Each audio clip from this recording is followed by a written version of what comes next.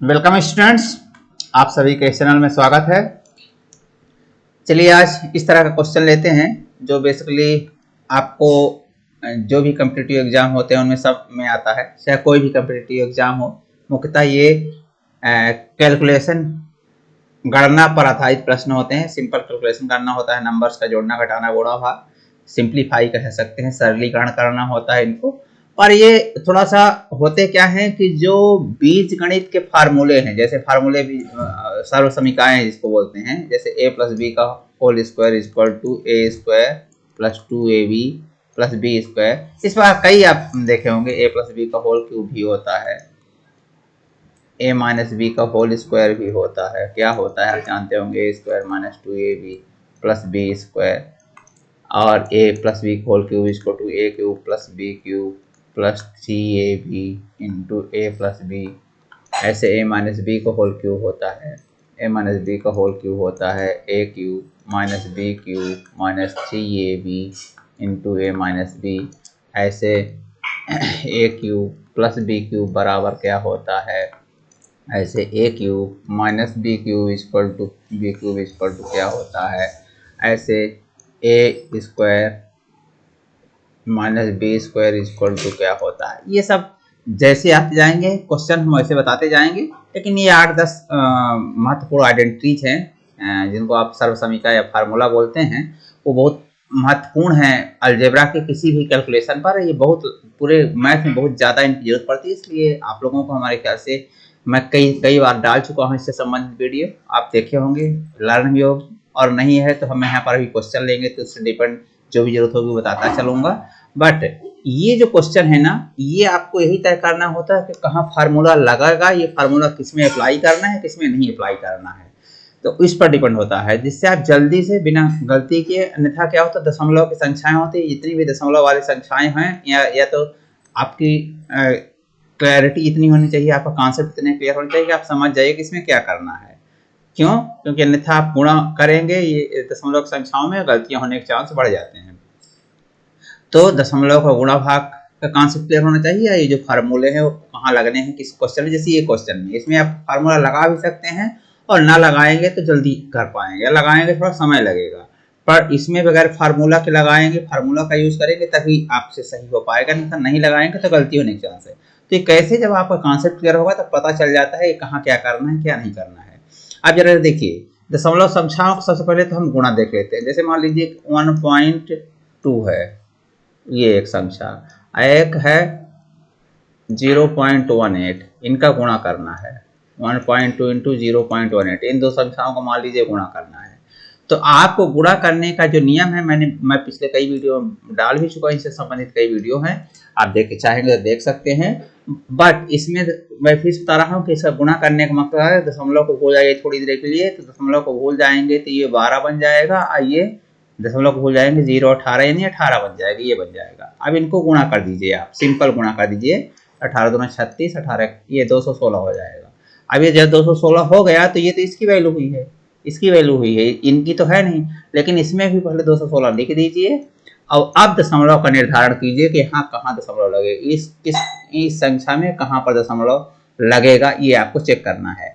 तो अब इसके लिए ध्यान रखिए कि यहाँ दशमलव के बाद ध्यान देना है कि यहाँ एक अंक है, यहाँ दशमलव के बाद 2 अंक है, इसलिए जो गुणनफल प्राप्त हुई है, संख्या जो गुणनफल के रूप में प्राप्त हुई है, इसमें दशमलव के बाद ये एक अंक, ये 1 और 2 कुल मिलाकर 3 अंक दशमलव के बाद लगना चाहिए। दशमलव के बाद 3 मतलब ये 3 अंक तो है नहीं, तो इसके ठीक पर यहाँ दशमलव लग जाना चाहिए। लेकिन दशमलव पर नहीं लगाते हैं शुरू में, अगर ऐसा शुरू में दशमलव लगाने की जरूरत पड़ गई तो इसके पहले एक 0 लगा देते हैं। इस प्रकार ये नंबर क्या होगा, 0.216। इस प्रकार दशमलव का निर्धारण आसानी से कर सकते हैं, ये देखकर कि कहाँ पर दशमलव लगेगा कहाँ पर नहीं लगेगा। दशमलव संख्याओं का गुणा या भाग हो, गुणा में भी यही चीज होती है, भाग में भी यही चीज होती है, यही कॉन्सेप्ट लगता है। लेकिन भाग में दशमलव ऊपर नीचे से घटता है कि कितने अंक बाद आएगा। ऐसे जब भी क्वेश्चन आएगा हम सब बता देंगे, वैसे हम सब संबंधित इनसे वीडियो डाल चुका हूँ। तो चलिए सबसे पहले ये लेते हैं, देखिए 0.9 0.9 0.9, यहाँ तक तीनों संख्याओं में गुणा है। अब फिर 0.1 0.1 0.1 ये तीनों संख्याओं गुणा। अब गुणा करने के बाद जो है उनको जोड़ देना, ये जोड़ है। तो सबसे पहले 0.9 इंटू 0.9 इंटू 0.9 इसका गुणा करेंगे तो दशमलव को भूल जाइए, तो 9 इंटू 0.9 दशमलव को भूल जाएगा 0.9 बन जाएगा, 0.9 मतलब 9, ऐसे ही 0.9 बन जाएगा, ऐसे ही 0.9 बन जाएगा, दशमलव कैसे भूल जाएंगे, तो 0.9 मतलब 9, तो इससे इसको गुणा करें 9 का 3 बार तो 729 आएगा, 9 9 81 9 729। अब दशमलव के बाद यहाँ कितने अंक है, 1 2 और 3, तीसरे दशमलव के बाद 3 अंक आएगा, इसलिए इसकी वैल्यू ये हो जाएगी ये, इसीलिए इनका गुणा किए दिया। ऐसे 0.1 है इंटू 0.1 है इंटू 0.1 है, यदि इसका गुणा करेंगे तो दशमलव को भूल जाएंगे तो 1 1 1 1 1 को गुणा करेंगे तो 1 ही आएगा, लेकिन दशमलव के बाद 3 अंक चाहिए, तो आप दशमलव के बाद 1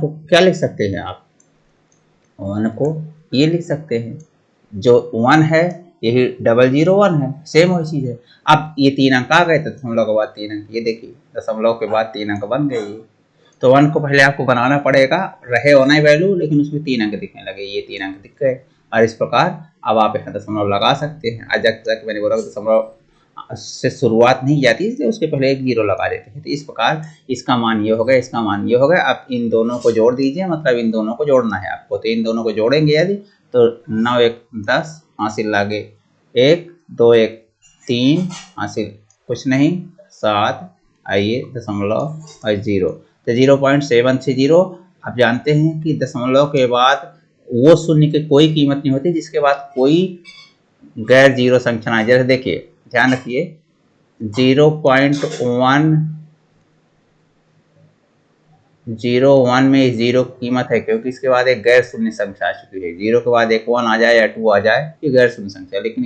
इसमें इस 0 की कोई कीमत नहीं है, चाहे ऐसा कहिए और चाहे 0.11 कहिए, सेम चीज है, इसलिए इसकी कोई कीमत नहीं है। तो इस प्रकार आपको जानना पड़ेगा कि दशमलव के बाद किस संख्या की कीमत है किसकी नहीं, तो यहाँ पर इस 0 की कोई कीमत नहीं है ये, क्योंकि इसके बाद कोई दूसरा अंक नहीं है, दशमलव के बाद जो भी अंक आ रहे हैं वहाँ पर 0 के बाद भी कोई दूसरे अंक नहीं आते हैं 0 के अलावा, तो उस 0 की कोई कीमत नहीं होती है, इस प्रकार इसकी वैल्यू 0.73 होगी और ये आंसर हो जाएगा। तो यदि आपका ये कॉन्सेप्ट क्लियर हो तो ये पेन ही चलाने की जरूरत नहीं पड़ेगी, क्योंकि आपको क्लियर हो गया कि 729 हो जाएगा, 9 9 81 9 729 ये फट से, और ये 1 आएगा, दोनों के बाद 3 अंक के बाद दशमलव आएंगे, तो ये मन में ही 730 हो जाएगा, 729 और 1 730 हो जाएगा, 730 दशमलव के बाद 3 अंक यानी 0.730, 0 की कोई कीमत नहीं है, इस प्रकार ये आंसर हो जाएगा। ये मन में ही मुंह में ही लगा सकते हैं, इसको प्रश्न इसके लिए कलम उठाने की जरूरत नहीं, हाँ लेकिन कॉन्सेप्ट मल्टीप्लिकेशन का कॉन्सेप्ट, दशमलव संख्याएं जो होती हैं उनका गुणा का कॉन्सेप्ट आपको क्लियर होना चाहिए, ये गुणा कॉन्सेप्ट क्लियर है तो फट से कर लेंगे, या दशमलव संख्याओं को कहाँ कब लगाया जाता है। तो ये आपके SSC में आया हो क्वेश्चन है, लेकिन यहाँ पर ये अब देखिए इसी क्वेश्चन को आप ऐसा भी सकते हैं, ये 3 बार लिखा हुआ है तो 0.9 का होल क्यूब लिख सकते हैं, और ये भी 3 बार लिखा है, गुणा है यानी गुणा है तो इनका ये क्यूब लिख सकते हैं, क्यूब मतलब 3 बार गुणा उसी संख्या का, तो इसी संख्या में यहाँ पर 3 बार गुणा है और बीच में प्लस है। अब यहाँ पर ये फार्मूला लगा सकते हैं, a cube plus b cube equal to होता है a plus B into A square minus A B plus B square लगा सकते हैं, इससे भी सेम वही आंसर आएगा, दूसरा कुछ नहीं आएगा, लेकिन यहाँ पर इसकी जरूरत नहीं है, क्योंकि एक कहावत है कि यदि कोई चीज सुई से मर सकती है तो तलवार उठाने की जरूरत नहीं पड़ती है, तो ये सुई से ही आपने इस प्रश्न को खत्म कर दिया, मतलब कॉन्सेप्ट क्लियर है तो 1 सेकंड में खत्म कर दिया। अभी ये बहुत बड़ी चीज यूज कर रहे हैं, तलवार यूज कर रहे हैं तो कर सकते हैं आप मारने के लिए, ये भी मर जाएगा तलवार, जो चीज सुई से मर सकती है तलवार से, लेकिन ये बड़ी चीज है, आप इसका लगाएंगे तो आप लंबा आपको लगेगा, जैसे a cube plus B cube, a के स्थान पर ये है, b के स्थान पर यहाँ पर रखेंगे, हल करेंगे तो सेम वही आंसर आएगा, दूसरा कुछ नहीं आएगा। तो इस प्रकार यहाँ पर ये फार्मूला लगाने की जरूरत नहीं है। अब जरा देखिए इस क्वेश्चन को देखिए, ये देखिए क्या है 6.5 का 2 बार गुणा है यानी स्क्वायर है, माइनस 45.5 है ये, अब प्लस 3.5 का होल स्क्वायर, प्लस 3.5 का होल स्क्वायर है। अब जरा देखिए इसका 2 बार गुणा करके इसका 2 बार गुणा करके स्क्वायर निकाल कर इसमें हटा देंगे, जो आएगा तो उससे भी वही आंसर आएगा, इसमें कुछ कोई दो राय की बात नहीं है। लेकिन मैं अभी क्या है कि आपको एक कॉन्सेप्ट पर ले चलता हूं कि वो कॉन्सेप्ट क्या है। आप ये जरा देखिए कि वो कॉन्सेप्ट है क्या बेसिकली, कि यदि ये देखिए तो ये इस टाइप का कुछ दिखता है, a स्क्वायर माइनस 2ab और प्लस बी स्क्वायर, ऐसे ही ये ए स्क्वायर प्लस बी स्क्वायर, ये -2ab होना चाहिए। 2ab मतलब इन दोनों का गुणा, इनका और इनका गुणा होना चाहिए, अब फिर 2 का गुणा हो जाए 2ab, ये ये इसके इक्वल होता है, मैं लिख दूँ A square -2ab plus B square यदि है तो a माइनस बी का होल स्क्वायर के इक्वल होता है ये। तो आप यार देखिए यहाँ ए के स्थान पर क्या दिख रहा है आपको ये, और बी के स्थान पर ये दिख रहा है। आप समझ जाइए कि निश्चित रूप से 2ab के स्थान पर चेक करना तो कर सकते हैं, अन्यथा बगैर चेक किए आप परीक्षा में फट से कर सकते हैं। जब देखिए तो ये -2ab है ना, तो ये -45.5 यानी 2ab के स्थान पर ये आएगा ही आएगा। तो इस प्रकार इसको आप कह सकते हैं कि a माइनस बी का होल स्क्वायर 6.5 माइनस 3.5 का होल स्क्वायर हो जाएगा। एक स्थान पर बी, एक स्थान पर 6.5 और बी के स्थान पर 3.5, और इस प्रकार ये 6.5 में 3.5 घटा देंगे 3 आ जाएगा, i3 का होल स्क्वायर यानी 9। इस प्रकार आपका ये आंसर 9 हो जाएगा। कहाँ है ये है, ये जो है CPOSI में आया है। ये सेकंडों का ये भी क्वेश्चन है, जैसे ये आपने ये माइंड में लगा लिया, इसको भी माइंड में लगा देंगे, आपको कलम उठाने की जरूरत नहीं पड़ेगी। यदि आपके ये अलजेब्रा को बोला ना कि कहाँ क्या चीज लगाना है, कॉन्सेप्ट क्लियर होना चाहिए। हम हर चीज की वीडियो सब पूरी तरह की डाल चुके हैं, आप हमारे पीछे की इस चैनल की वीडियो देखेंगे तो आपको इस तरह के ढेर सारे कॉन्सेप्ट मिलेंगे, ढेर सारे क्वेश्चन मिलेंगे। लेकिन अभी मुझे उम्मीद है कि ये आपको समझ में आ गया होगा कि हाँ, अब क्वेश्चन ये है कि ये 2ab है कि नहीं है। तो ए के स्थान पर आपने ये लिया, बी के स्थान पर ये, तो 2 × 6a ये और b ये, यदि आप इसका गुणा करें 2ab हुआ, ये a है 6.5 और ये b है तो 2ab, तो ये 6.5 में 2 को मल्टीप्लाई करेंगे 13 हो जाएगा, और 3.5 और 13 को मल्टीप्लाई इसमें करेंगे तो 13 × 5 = 65, 88 लगे 6, 13 × 39 और 6 45, ये देखिए ये, तो इस प्रकार 45.5 ये आ गया। इसका मतलब ये जो चीज लिखी है इसके स्थान पर लिखी हुई है, आप कह सकते हैं इस प्रकार कि जो चीज लिखी है वो इस प्रकार लिखी है 6.5 का होल स्क्वायर -2 × 6.5 × 3.5, यही चीज ही यहाँ लिखी है, ये यहाँ से यहाँ तक यही चीज लिखी है। मतलब इसको हल करेंगे तो ये आ जाएगा, ये +3.5 का होल स्क्वायर। ये आपको एग्जामिनर इसलिए ऐसा लिख दिया है कि आप परेशान हो कि ऐसा क्यों लिखा गया है, ये क्या चीज है। बस वो आपका सिर्फ ये जानना चाहता है कि आप फार्मूलों, अलजेब्रा का जो ये फार्मूले हैं, बीजगणित के फार्मूले, उस पर कितनी पकड़ है आपकी। यदि आपकी पकड़ होगी तो आपको जैसे मैंने बताया ना कि ये आप समझ जाएंगे, ये करने की जरूरत नहीं पड़ेगी। अभी तो मैं आपको समझा रहा हूँ, करके दिखा रहा हूँ कि हाँ इसका इक्वल टू ये होगा। बट यदि आप ये समझ गए कि ये 6.5 यानी 2 बार है तो 6.5 का होल स्क्वायर हो गया, और ये फिर 3.5 पे 2 बार है 3.5 होल स्क्वायर आएगा, माइनस ये। अब आपको जानते हैं सिर्फ ऐसा एक ही फार्मूला होता है, a square -2ab plus b square, दूसरा कोई फार्मूला ही नहीं होता है, और ये a माइनस बी का होल स्क्वायर के इक्वल होता है। तो यदि दूसरा कोई फार्मूला ही नहीं थी, निश्चित रूप से 2ab के बराबर होगा, 2ab के बराबर निश्चित रूप से होगा, वो मैंने करके दिखा दिया आपको। तो इस प्रकार आपको ये सब कुछ करने की जरूरत नहीं है, तो मैंने आपको कॉन्सेप्ट के लिए दिखाया कि अभी जो लिखा था इस प्रकार ये क्या हो गया कि ये सारी, अभी एक बार लिख कर बता ही दूँ आपको, 6.5 का होल स्क्वायर -2 × 6.5 × 3.5 प्लस 3.5 का होल स्क्वायर, इसको मैंने ये लिख दिया। अभी देख लीजिए कि a square -2ab plus B square का मतलब है a माइनस बी का होल स्क्वायर, यानी 6.5 - 3.5 का होल स्क्वायर, और 6.5 में 3 पॉइंट हटा देंगे 3 आएगा, यानी 3 का स्क्वायर यानी 9 आ जाएगा। तो इस प्रकार आपने ये इसको ऐसे देख लिया। पर ये मैंने बोला ना कि यदि आप समझ ही गए हैं तो फिर आप लिखने की करने की जरूरत नहीं, आप समझ ही गए कि भाई ये दूसरा कोई ऐसा फार्मूला होता ही नहीं कि ए स्क्वायर भी बन रहा हो प्लस बी स्क्वायर भी बन रहा हो, तो -2ab ही बनेगा निश्चित रूप से, -45, इसलिए a माइनस बी का होल स्क्वायर, यानी a के स्थान पर 6.5 और b के स्थान पर 3.5 रख देंगे तो ये आपका आंसर आ जाएगा। तो मुझे उम्मीद है कि ये कॉन्सेप्ट भी आपको क्लियर होगा, इस फार्मूला का एप्लीकेशन कैसे, इस फार्मूले को चालाकी से यूज किया जाता है, ये एग्जामिनर कैसे ऐसे यूज करवाता है, तो ये सब मन में ही प्रश्न हल हो जाते हैं, कुछ करने की जरूरत नहीं होती। अभी जरा देखिए ये प्रश्न, जरा देखिए यहाँ पर, जरा देखिए इसमें जो है तो कोई ऐसा फार्मूला नहीं है, ये है गुणे में, फिर ये दो संख्या गुणे में है, फिर ये दो संख्या गुणे में है, अब फिर ये दो संख्या, 4 टर्म है, 4, ये प्लस ये है, एक प्लस यहाँ पर है और एक प्लस यहाँ पर है, 3 प्लस हैं, एक यहाँ पर एक टर्म है और दूसरा टर्म यहाँ प्लस के बाद या माइनस के बाद जो संख्या होती है उसको टर्म बोलते हैं, पद बोलते हैं, और चौथा पद ये है। इस प्रकार आपने देख लिया कि 4 पदों में विभक्त है, बीच में 3 प्लस हैं। तो अब आपको समझ में आना चाहिए कि इसको हम कैसे करेंगे।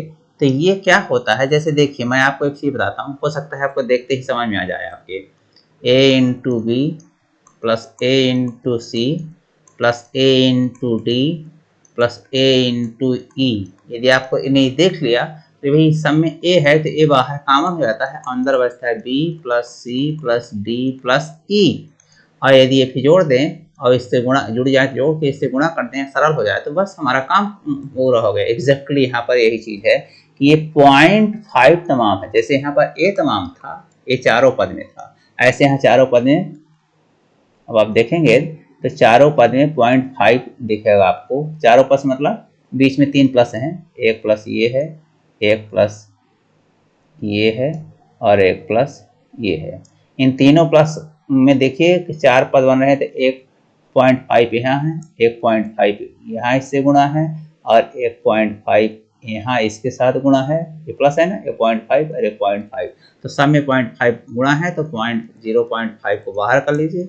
अब अंदर क्या बचेगा, देखिए 0.5 बाहर चला गया तो 5 बचा यहाँ पर, 5 प्लस यहाँ से 0.5 बाहर चला गया, ये 0.5 तो बचा 0.25, 0.25। ये भी मन में ही करने की जरूरत है, मैं अभी चूंकि मैं आपको समझा रहा हूँ इसलिए बता रहा हूँ। ये 0.5 बाहर चला गया तो प्लस 4 और ये 0.5 बाहर चला गया, ये 0.5 बाहर चला गया तो 0.75 ये बचा। देखिए अब कितना आसान हो गया कि ये इनको जोड़ देंगे, ये 25 पैसा और ये 75 पैसा, 1 रुपये मतलब 1 वैल्यू हो गया। ये 5 4 9 और ये 1, ये इसका मान 1 हो जाएगा और इसका मान 5 4 9 हो जाएगा और पीरियड हो जाएगा तो 10 हो जाएगा। तो आप देखिए कि 0.5 इंटू 10 है यानी 5। इस प्रकार इसका आंसर ये ए।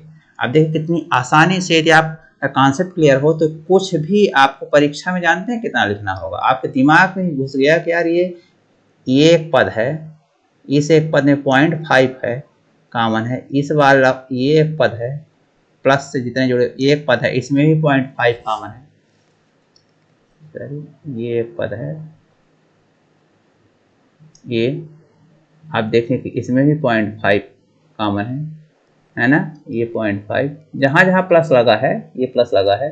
चलिए इसको मैं कुछ इस तरह से कर दूं कि आपको दिखे कि प्लस कहाँ लगा है। ये एक प्लस लगा है, एक प्लस ये लगा है और एक प्लस ये लगा है।